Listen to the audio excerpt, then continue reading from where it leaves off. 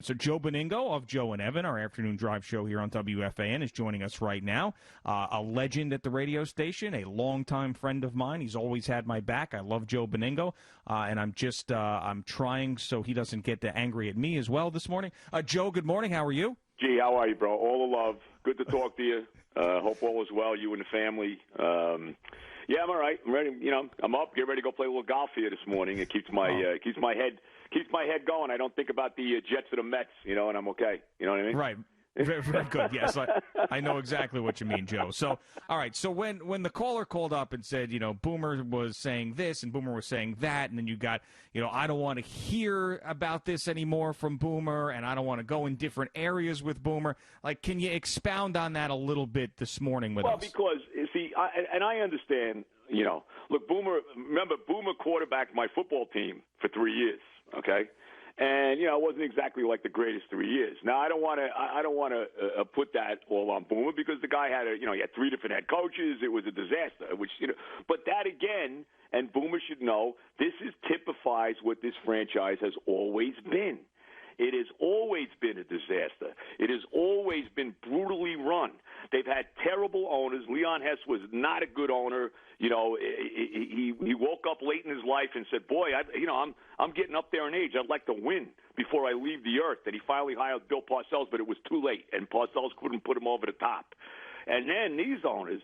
Woody Johnson, when he owned the team, in the early days, he hit on a couple guys. Herman Edwards was a decent coach. Rex turned out to, there was some good moments with Rex. But his brother now running the team has no clue what he's doing. Let's be honest. He's a horrific owner. So, and this has been the problem, really the big problem with this franchise, why it's been a revolving door of head coaches forever. Why it's, their drafting has been abysmal. You look at the draft, just look at the last 10 years, it makes you want to vomit when you see what the Jets have done as far as drafts are concerned. They haven't had a franchise quarterback in over 50 years. They're a disgrace.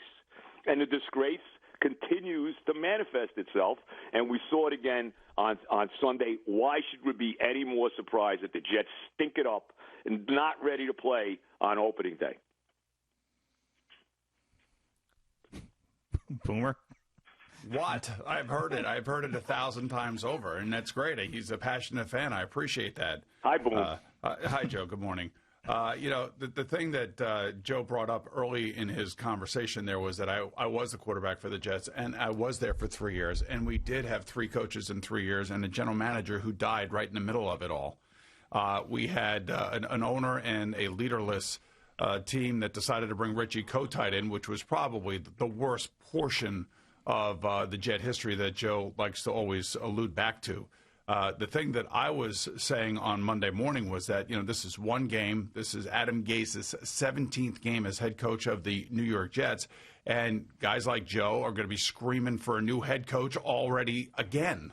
And I know that you guys wanted Mike McCarthy. I was a big supporter of Mike McCarthy, too. But then I watched Mike McCarthy on the sideline of the Dallas Cowboys. And I'm like, oh, my God, I can't even imagine what that would have been like had he been the Jet head coach and what the next day would have been like. But my thing is that you have Adam Gase and Sam Darnold that have been together, for 14 or 15 games, I believe.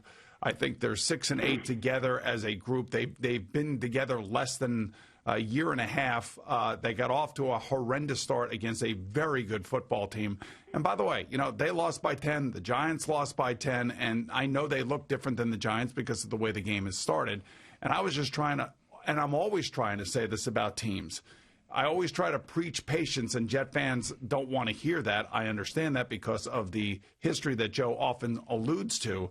But, man, you can't be screaming about firing the coach one game in. And I'll also say this to Joe.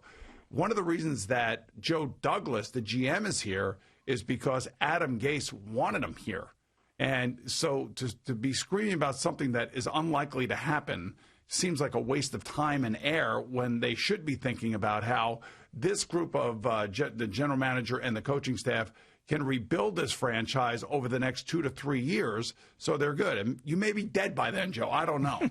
But at the end of the day, to scream and yell about firing the coach after 1 week of an NFL season seems to be utterly ridiculous and just a total waste of time. Well, first of all, it wasn't like I was out there screaming and yelling. Look, we never wanted this guy in the first place. None of us. I don't know one Jet fan that wanted Adam Gase. We saw what he did in Miami. See, to me, this is his fifth year, not his second year. This is actually his fifth year. To me, this is a continuation of his 3 years in Miami. I know, but it's really not. I mean, he had a Ryan Tannehill down there, a young Ryan Tannehill who kept getting hurt. How's he doing now without Gase, by the way? But he was getting hurt down in Miami. It's a totally different situation, and he's on a much better team than he was with Miami. And, yeah, he had a great year last year, but he didn't play 16 games. I think he played like 12 games. He's also playing for a much better head coach in Mike Vrabel, who's not exactly a quarterback whisperer. You know what I mean? Yeah, I totally get your frustration. I totally understand it. But I'm just telling you, and I know you didn't want Adam Gase. I know you wanted Mike McCarthy. And again, I'd even be happy. Let me say this, Boom. I'd even be, and I was screaming I didn't want Matt Rule. But you know what? Now I wish they did hire Matt Rule. And I don't know what Matt Rule is going to be. Obviously, they lost their opening game. I don't know if you want to put a lot of stock in that. It would have been nice if you gave the ball to McCaffrey on 4th and 1. But with that said. But still, at least I get a guy, okay, well, maybe I got something here. See, we know what we got in Adam Gase already. You know what I mean? I have no expectation. You feel like you know what you got in Adam Gase. To win me a Super Bowl? I have no expectation that I can ever win a Super Bowl with this guy. I understand you feel like you know what you have in Adam Gase because you're going back to his days in Miami. Right. I would tell you that he actually got his team in Miami to the playoffs with Matt Moore as his quarterback, for God's sake. I understand. So the guy knows football. I'm telling you, he knows football. If you don't believe me, and I know you don't want to hear this either, but you can call Peyton Manning, and he can speak to the virtues of working with Adam Gase as a coach.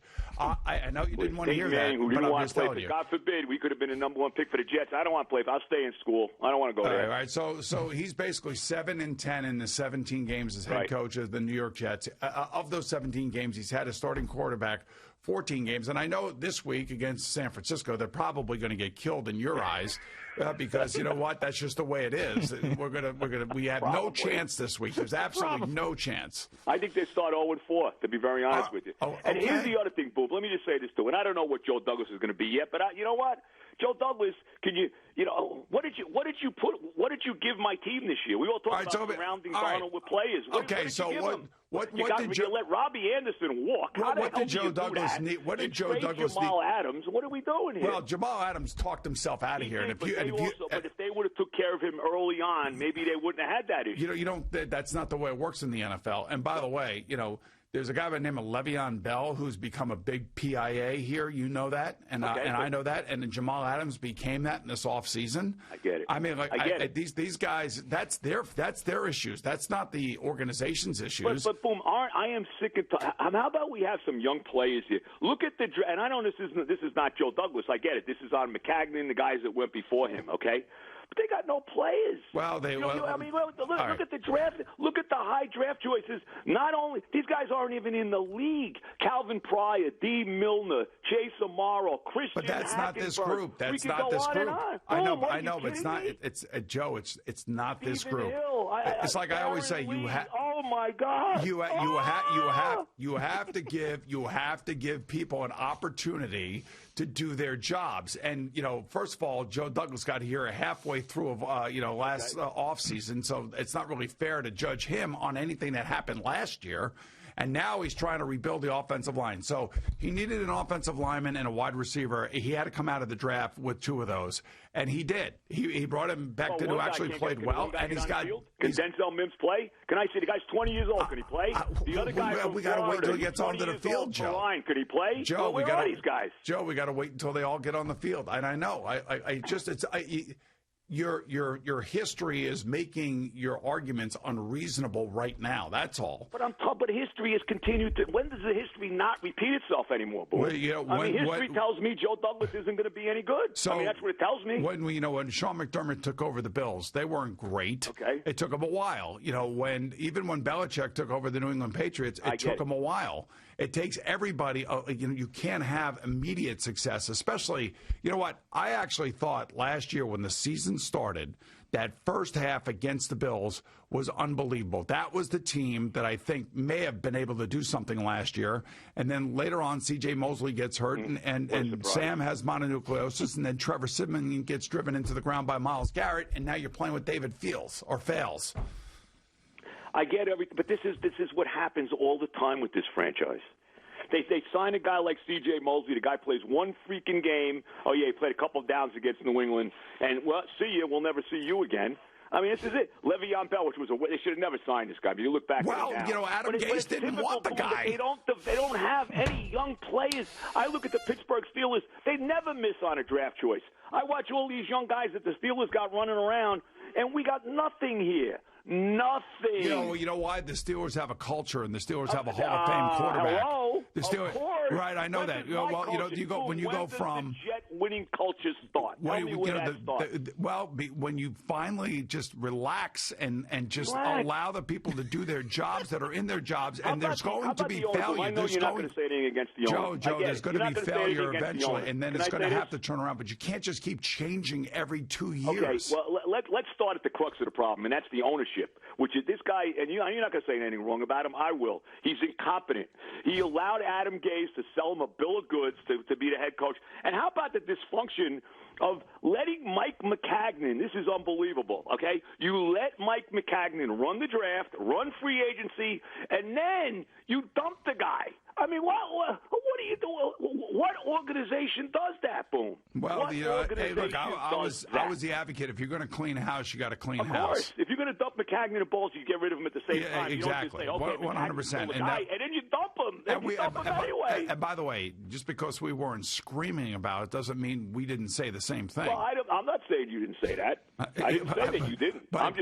I'm just telling you, in the situation that they are in right now, with Joe Douglas finally being able to put his fingers on the roster, he has made major changes over the last season.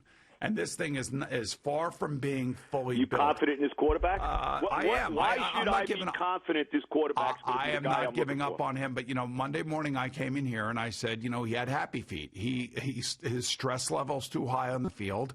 And it reminds me, and I even said this, I compared him to another quarterback in the league who needed to win on opening Sunday in the worst way. And he did it in a way that showed his warts, but also showed his competitive desire, and that's Mitch Trubisky. And right now, that's where Sam is right now. He's like in the Mitch Trubisky world, trying to figure out whether or not he's going to be the real guy. Is he going to be the guy that's going to lead the team, or is he going to be a guy that they're going to bring in another guy next year to be pushing him so he gets even more competitive? But I also say this. He's a 23-year-old kid who has not played a lot of quarterback in his life. He was a linebacker in college, in high school, for God's sake. So I have an understanding that it takes patience, and I know you have an understanding because of your age and because of the history of the franchise that you are frustrated by this. Believe me, when I was here as quarterback, nobody was more frustrated than I was than the changing every year. I mean, you just can't win that way in the league. You just can't. But let me ask you, Boom. So 3 years from now, okay, and you know this is going to happen. 3 years from now, maybe he'll get a fourth year. Gase won't get the job done, and they're going to bring another guy in. That's what's going to happen. Well, you got to hope that doesn't happen. You got to hope that doesn't happen. They're not winning with him. I want to be wrong. I don't want to be right. I want to be wrong. I want to win. I want to see Adam Gase go 13-3. I mean, how about that? What a concept that would be. You know what? Let's do this, Joe. Let's let this season play out. Then you come on when the season is over, and whatever the Jet record is, 4-12, you could say I told you so. 6-10. I'll give him 6 wins. 6-10. You could say 7-9, 8-8. You could say whatever you want. Then I'm being nice to you. And well, it's fine. And you can rant and rave all you want. I'm just saying this is week 1 for God's sake. I get it, Boom. But you know what? I'm sick and tired. This franchise has been a disgrace. They're one of the worst-run franchises in sports. They've given us nothing for 52 years. Forget the 52. The last 10 have been a joke. Their drafting record is abysmal. Okay, it's the same Joe Douglas has nothing to do. Joe Douglas has nothing to do with any of that. Okay, well, Adam Gase has nothing to do with any of that. Joe Douglas? Okay. Adam Gase did not want Le'Veon Bell. Adam Gase, I understand that. I get that. Jamal Adams talked himself out of here. C.J. Mosley opted out. Could they have signed Robbie Anderson? Why didn't they sign him? Tell me why. They got no receivers, and this guy's actually starting to become a pretty damn good receiver. You can't re-sign this guy? What was that? Listen, all I know is, as I understand it, they offered him a contract, and he wanted to go to free agency. No. That's what I understand. So, and you know, quite frankly, Matt Rule was his college coach. No, sure, I get that. I understand. So but this is typical of this franchise, and it makes me I'm so tired of it. Bro. All right, would you have to give these guys more than just one game? One thing, all right, Joe Douglas, he drafts. You know you need you got no wide receivers on his team. All right, so you draft Denzel. You had to draft Becton. You had to draft the lineman in the first round, no doubt. I completely agree with that. You had to get a big tackle. I agree. Now, you got to get me some wide receivers. Okay, so he drafts Mims. You draft this guy that you got the pick from Leonard Williams in the third round, this Ashton Davis. They needed this guy? What? All I heard was you know what? They needed Ashton Davis because they knew that Jamal. They knew that Jamal Adams was going to be a pain in the ass, and Jamal Adams was going to be here, so they had to make sure that they had that covered. Defensively. Where was he? He wasn't even on field defensively, Davis. I didn't see him. How many plays did he play? You know, again, that's up to Greg Williams to decide who they're going to play and when they're going to play them. You know, when you watched the Giants the other night, you know, we knew going into the season that the Giants were going to have trouble covering people, especially in man coverage, because of the lack of a pass rush, because the Jets and the Giants kind of mirror each other. We kind of know these things are happening because they don't have the players. They don't have the top-end corners. You don't have shutdown guys on either one of these teams. But I do know that the Jets probably felt like, you know what, we got to get a safety in here just because of Jamal Adams and all the chirping that's going on here in the offseason. So that's one of the reasons why they went out and got Davis, and that's one of the reasons why they took McDougal back when they traded Jamal Adams to the Seattle Seahawks. I get all that, but here's what kills me, too. Everybody downplays the importance of a safety, okay? He's not that important. It's not this. So let's go draft a safety, okay, and not try to get another in this wide receiver draft that's got 8 million wide receivers. Well, they got Denzel Mims. One, and he's not on the field. But that's not their fault. He's hurt. He's hurt. Of course he's hurt. He plays for the Jets. How about the other guy, the guy they drafted in the fourth round, the running back from Florida? Where's he? He's not on the field. He's 20 years old. Can the freaking guy play? Yeah, because he's 20 years old. That's why. It's unbelievable. Frank Gore's 80 years old, and he's playing all the time. Can this guy get out there and play? That's another thing. We got Frank Gore. This is our big running back now. That's okay. You know, he's going to be here for 1 year. And you know what? Yeah, but you know why they have Frank Gore? Because he's a true pro. And he's going to teach that 20-year-old kid, and he's going to teach that LaMichael Perine. He's going to teach those kids how to be pros. That's why. Oh, God. It's so boom. It's one game, Joe, and I understand. How many games they winning this year, Boom? You know, I think Gio and I both said about 6, right, G? Right. No, I'm lower than that. You're lower than that. That's right. You had 9.5 as the over-under for both teams. Can I ask you this question? I think they're going to win 3. Okay, well, whatever they do.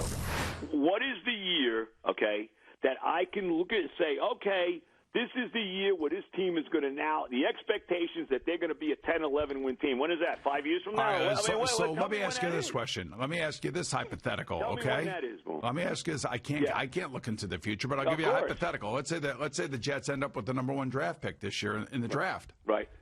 Then what?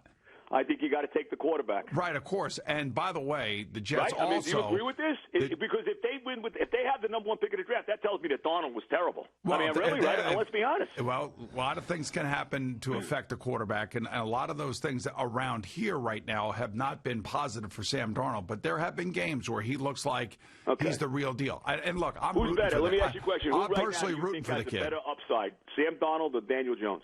We said Daniel Jones does. Okay. We don't, and by the way, there's no argument there. You could see last night watching the Giants, and I don't know what the Giants are going to be, but I'll tell you right now, the coaching is dramatically better just with Jason Garrett and Graham as the coordinators. I don't know what Joe Judge is going to be yet, but those two guys as coordinators, you can see the difference. So are you telling me that you don't like Greg Williams as a coordinator? Greg Williams is a good coordinator. I'm not knocking him. Okay. But, I mean, the offense, what kind of offense do we have here? Well, I'll tell you what you have. He gets something out of nothing with that. You have a 20-20 type of offense. You're running a lot of wide receiver, a lot of spread, a lot of different one-back sets and things of that nature, which is, hopefully getting more out of the quarterback. But if the quarterback's going to be off and he's going to be inaccurate, then you're going to have a problem. Boom. Quinnen Williams, another stiff first-round pick. What do you think? Why? I don't know why you think Leonard Williams is a stiff. Leonard Williams is a quality football player. He's okay. He's a quality football player. Shows up for every game. He's going to be the next, Merlin Olsen. You'd have to love that deal, though. Let's be Joe, real, right? Joe, you had to love that deal by Joe Douglas. Come on, he got a ton but he gets Ashton Davis. Could you get me a receiver? You got your receiver, Denzel Mims, who's not there. But he also, by the way, he got a ton for Jamal Adams, too, by the way. Yeah, okay, we'll see. We'll see how we'll see. That was a great return. You have to admit, that was a great return in that trade. If you draft right. It's a great return, G, if you draft correctly. Well, and he's had one draft, and he's got a starting mountain of a left tackle right now out of that draft. Fine. I'll go back. Let's go back to Quinnen Williams. Do you think this guy's going to be a player or not? It's hard to say. He's still. And by the way, that's also not a Joe Douglas pick. Right. No. Right. I understand that. But and the other thing too is Quinnen Williams showed up to a LaGuardia Airport with a gun in his bag. Oh my God! It tells you about the immaturity and the lack of understanding of what's going on. So you got to give the kids time. Quinnen Williams out of the league in 3 years. He'll be sitting there. You better hope not. He'll be playing cards with Darren Lee and Jay Samaro somewhere. You better hope not. You better hope not. The Jets draft guys. Let me just say this, Boom. And Joe Namath and Marty Lyons aside, that's a million years ago. Only the Jets draft guys from Alabama that can't play. I mean, it's unbelievable. Only the Jets. Well, they also signed. Alabama that can't play. They also signed free agents from Alabama that don't play, and that's C.J. Mosley. And again, that's not Joe Douglas. That's Mike McCagnon. Of course, for the Ravens, he was great, but then he saw that green. He got the green from the Jets. And he put on the green. I'm done. Right, exactly. But that's not Joe Douglas. Joe Douglas inherited all of that. Well, Joe Douglas better get it done. And I don't need to hear Joe Douglas telling me that they get no respect. What respect do you deserve? What does that franchise deserve? Well, he put his foot in his mouth with that. But here's the thing. You got to remember, he's been here for a year and a half. He doesn't, he probably knows about what you're talking about, and he knows that there is there's a very negative group of a very large negative group of Jet fans. He knows that. He's not. He's aware of that, and he's the one that's trying to get you guys out of this malaise. So I would try to support him as long as he's here, and his track record tells you that he will get it right. He will get it right. Well, let's hope so. Otherwise, he's just going to be, we'll be here, and I won't be around. But, I mean, 3 or 4 years from now, I'll be calling in from Florida. Yeah. When they hire their next coach, who the next guy is going to I have one question for you, Joe. Joe, one question. It has nothing to do with football. It has nothing to do with the Mets. And I know you're going out to play golf today, and you hold the putter in the weirdest way I've ever seen anybody in my life hold it. But I don't do the reverse hold like a lot of guys do. I know, but you bend all the way down and you grab the bottom of the putter. I've never seen anything like it. You still do that? I don't. I do choke up on the putter. I don't know how far down you think I go, but I do choke up. No, on the putter. You don't choke up. You choke down all the way down. And here's the other thing. You will watch the U.S. Open this weekend, right? Oh, God. Of course. I got money on about 6 guys. Oh, you do? Okay. So anybody under par at the Great Wingfoot West Course? I think Dustin Johnson's going to win. I think Dustin Johnson is by far right now the best golfer in the world. I mean, what he's done over the last month and a half, month or so, I mean, is unbelievable. He's won a couple times. Really, the PGA had the lead going into the last round of the PGA too, and then Morikawa just went by him. Yeah, well, I was going to say Morikawa to me for the young guys, he's terrific. He's a terrific player. He's got maybe the best swing on the tour. He's very accurate off the driver, as we saw when he hit that amazing drive on I think it was 16 or 17 at the PGA. Yeah. But I here's the thing. Gio's not a golfer, so he doesn't appreciate this. This golf course is going to play maybe as hard as any U.S. Open golf course in the history of this sport. I love that when these guys struggle. Have to struggle, and they're actually majorly challenged. Here's my long shot. My long shot winner is Webb Simpson, who's had a very good year, won a couple tournaments this year. Yeah, definitely. And I think he's 28-1. I think he's a good. If you're looking to do something along those lines, I think that's a good chance there. I'm going with I got Colin Morikawa and John Rahm. Okay. Look, I mean, you're talking about the top guys in the world with those guys. JT, Dustin Johnson, those are probably the best guys, the top guys right now. Oh, yeah. You give Tiger any shot, boom, you give Tiger any shot. All the love. Yeah, all the love is right. I don't give Tiger and I don't give Phil Mickelson any shot. Yeah. Bro, I love you, but we got to go. You got to go. I understand. All the love, guys. All the love, Joe. We'll see you. Joe Benigno. Thank you for watching. Please like, comment, and subscribe. And don't forget to hit the red bell so you're notified when we have new content.